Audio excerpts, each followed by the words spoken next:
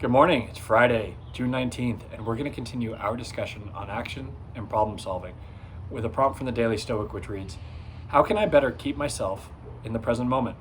So at the present moment, as you can see, and for the first time in over 3 months, I am no longer in the confines of my domestic compound, but rather here in Austin, Texas, at a little bungalow that my family and I have rented for the weekend. So I'm going to keep this short and sweet and get back to breakfast with these guys. But we've spent a lot of time talking about the importance of remaining focused on the present, rather than allowing ourselves to be held back by the past or held captive by the future. And we do that because that's the only space and time that exists for us right now, as the past is already gone and the future is not yet guaranteed. The present moment is what we have the ability to directly impact and therefore deserves our uncompromised attention.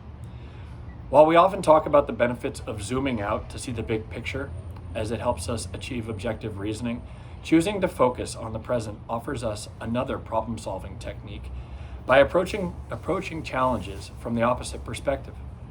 When we're faced with a daunting task in front of us, it's easy to get paralyzed by a whole host of emotions, including fear and anxiety.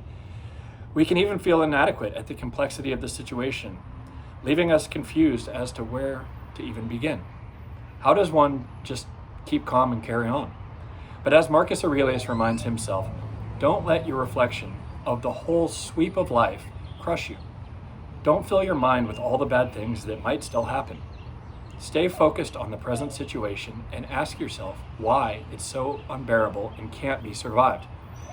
Isn't that the kind of perspective that we all need in our lives right now?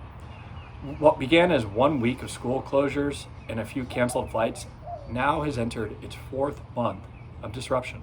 And there's no obvious end in sight, despite the dangerously inaccurate and misleading statements coming from the White House.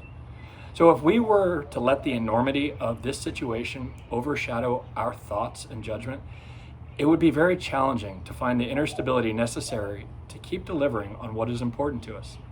Now, we're better off taking it just one day at a time, being conscious of the habits that we maintain, the activities that we carry out, and the emotions that we process. In fact, by focusing on the present, it's very natural to forget just how far we've come. Only when we stop for a minute and reflect, we wonder how could it have been 13 weeks just like that. That acknowledgement gives us confidence that this disciplined practice of zooming in is working. If we just keep our attention on the current day at hand, another 13 weeks of quarantined life is easily manageable should we find ourselves in that situation.